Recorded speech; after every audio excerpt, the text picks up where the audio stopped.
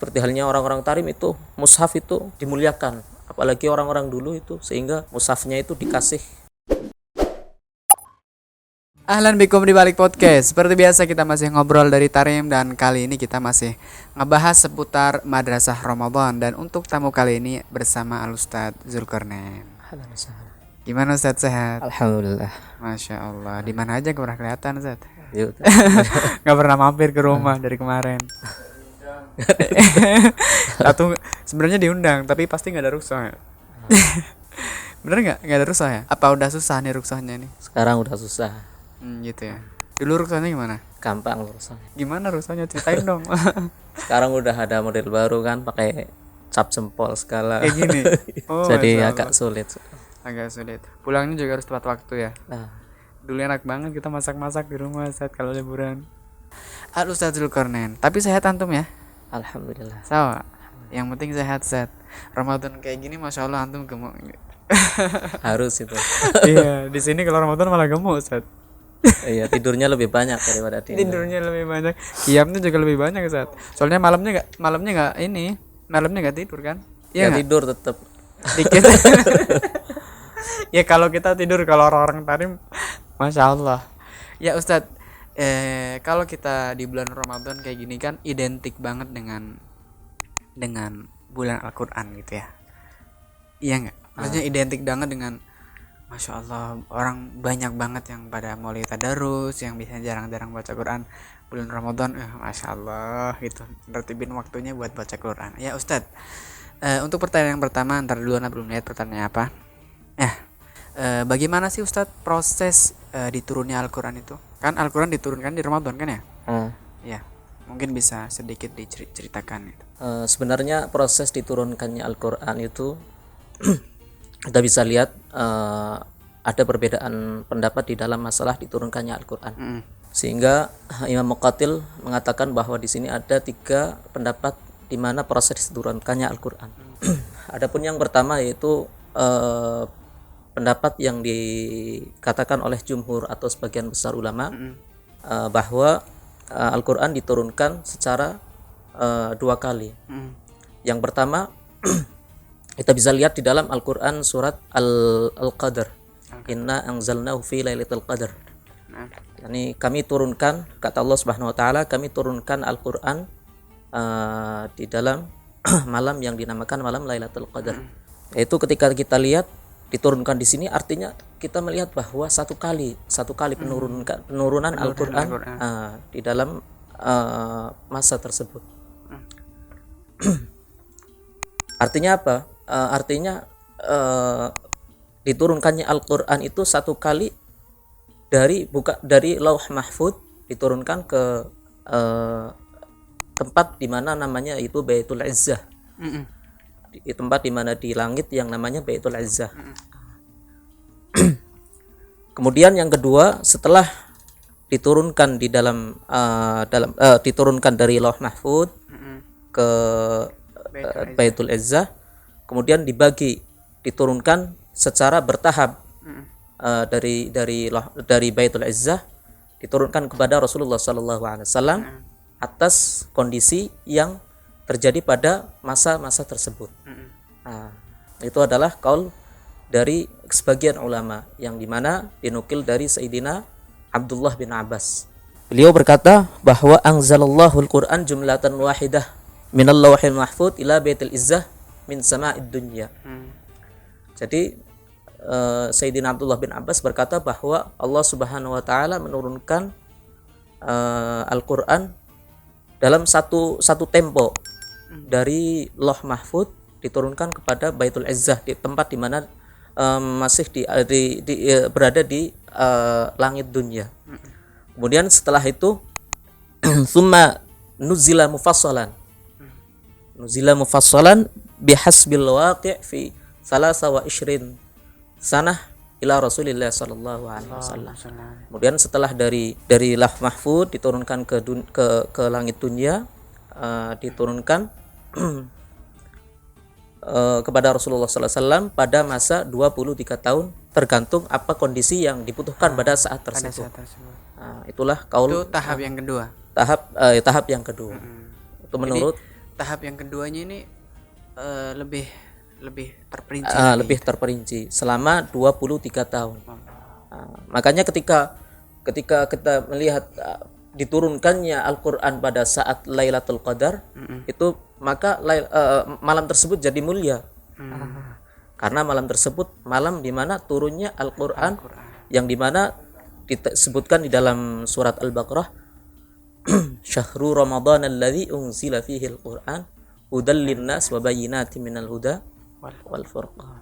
Itu yang artinya bulan Ramadan adalah bulan yang dimana diturunkannya Al-Qur'an, yang dimana Al-Qur'an tersebut adalah sebagai petunjuk bagi manusia dan pembedaan di antara yang hak dan yang batil.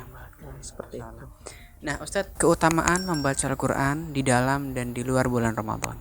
Kalau kita aslinya kalau kita berbicara masalah keutamaan Al-Qur'an, itu adalah kita bisa lihat di dalam makalah Sayyidina Ali karamallahu wajhah. Tidak kita melihat di dalam apakah itu bulan Ramadan atau di luar bulan Ramadan. Semuanya ada keutamaan. Itu iya. Bahwa di situ nanti kita bisa melihat fadilah atau pahala orang yang membaca Al-Qur'an. Nanti kita sebutkan. Dan kita Rasulullah berkata bahwa afdalu ibadati ummati qiraatul Qur'an. Sebaik-baiknya ibadah umatku, kata Rasulullah SAW, itu adalah membaca Al-Qur'an. Maka dari itu keutamaan di luar dan di dalam bulan Ramadan itu sangat besar. Tetapi kekhususan di dalam bulan Ramadan itu lebih banyak, karena di dalam bulan Ramadan di mana pahala dilipat gandakan seperti yang kita tahu, sehingga para ulama itu memperbanyak bacaan di dalam bulan Ramadan selain di bulan-bulan Ramadan. Seperti halnya Imam Syafi'i radhiyallahu an, beliau membaca ketika bulan Ramadan itu 2 kali khatam. 1 kali khatam malam, 1 kali khatam siang. Allah, 2 kali khatam. 2 kali khatam. Kita 2 juz di sini juga udah kempor ya. Ya.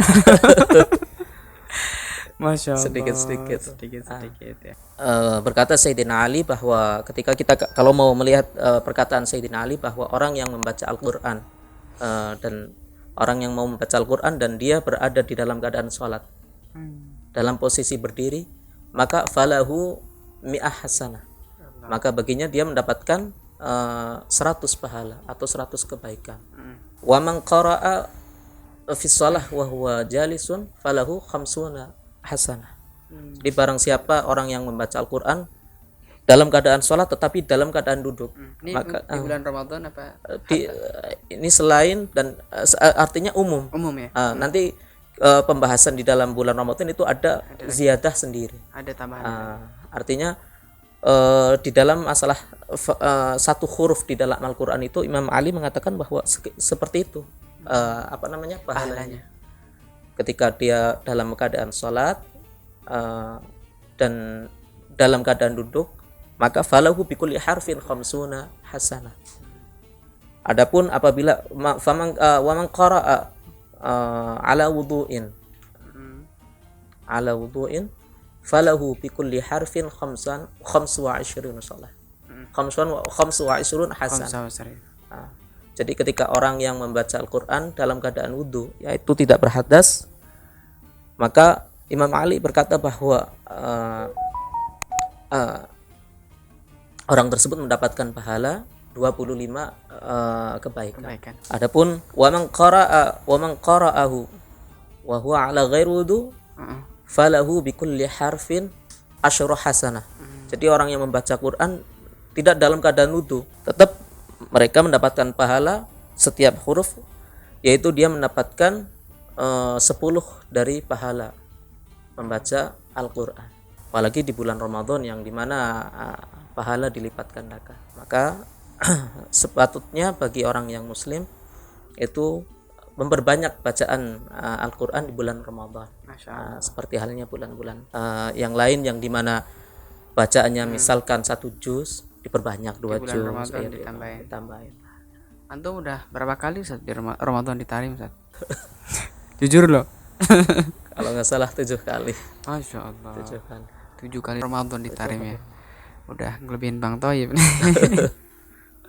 Nggak ada keinginan pengen pulang nih waktu-waktu dekat ini. Insya Allah dekat-dekat ini mau pulang. Mau pulang, masya Allah.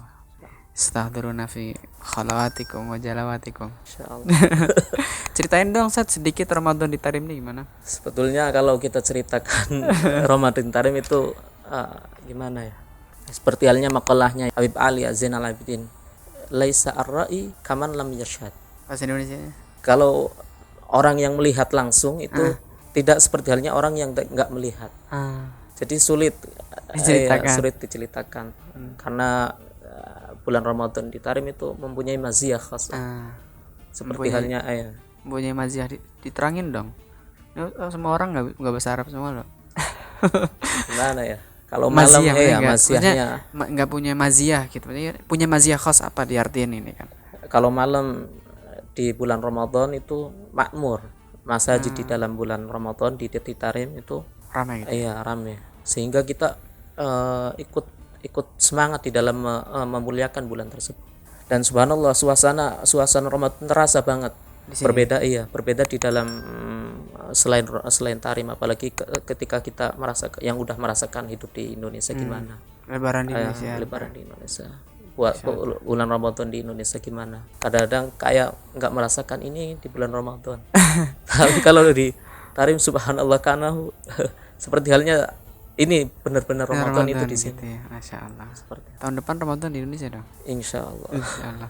Ini pertanyaan ketiga anak nggak paham Zat. Bagaimana cara mengagungkannya? Oh iya, mengagungkannya. Terus bagaimana cara kita mengagungkan Al-Quran ini Zat, menta'zimkan Al-Quran ini gimana Zat? Sebenarnya kalau kita berbicara mengagungkan Al-Quran, banyak sekali dari beberapa sisi. Satu sisi dari mushaf tersebut yang dimana memuat Al-Quran. Yang kedua, tata cara ketika kita membaca Al-Quran tersebut. Yang ketiga, ketika kita mengambil faedah atau mengamalkan apa yang di dalam Al-Quran tersebut. Itu termasuk faedah yang pengagungan yang paling utama, yaitu kita mengamalkan apa yang ada di dalam Al-Quran. Adapun ketika mengagungkan mushaf itu adalah sesuatu yang matlub, sesuatu yang harus dilakukan sepantasnya oleh orang Islam. Seperti halnya orang-orang Tarim itu mushaf itu dimuliakan, apalagi orang-orang dulu itu, sehingga mushafnya itu dikasih sampul yang bagus, dikasih bungkus lagi yang lain. Ini dalam segi akhirnya udah benar-benar jaga gitu ya.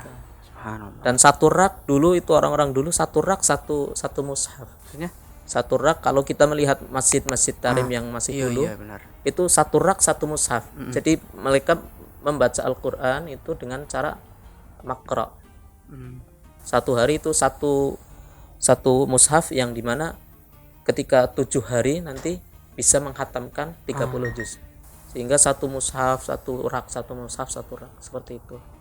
Di dalam masalah kita mengagungkan di dalam masalah membacanya, kita bisa lihat di dalam At-Tibyan fi Adab Hamalatil Quran karangan Imam Nawawi. Di situ disebutkan bahwa adab atau tata cara kita membaca Al-Quran, baik sebelum kita membaca atau ketika kita membaca Al-Quran tersebut. Ketika kita sebelum membaca Al-Quran itu kita disunahkan mengambil wudhu. Setelah itu bersiwak sebelum kita membaca Al-Quran. Dan istihdhar atau menghadirkan bahwa kita mau bermunajah atau berinteraksi dengan Allah Subhanahu wa taala yang telah menurunkan Al-Qur'an tersebut. Adapun di dalam ketika kita membaca Al-Qur'an itu disunahkan ayyastaqbilal kiblat. Yang pertama kita disunahkan menghadap kiblat. Yang kedua kita membaca Al-Qur'an seperti halnya kita berinteraksi di depan guru-guru kita. Bagaimana adab kita kepada guru kita. Seperti itulah ketika kita membaca Al-Quran. Dan ketika selesai membaca Al-Quran, disunahkan kita membaca doa karena di dalam waktu tersebut adalah waktu yang mustajab. Masya Allah, apalagi di bulan Ramadan seperti Apalagi ini. di bulan Ramadan. Masya Allah. Ada tambahan? Yakfi? Yakfi. Alhamdulillah, jazakumullah khair Ustaz. Semoga bermanfaat. Semoga video kita menjadikan inspirasi, inovasi dan edukasi. Insyaallah ketemu di next video. Subhanakallahumma bihamdika asyhadu an la ilaha illa anta astaghfiruka wa atubu ilaik.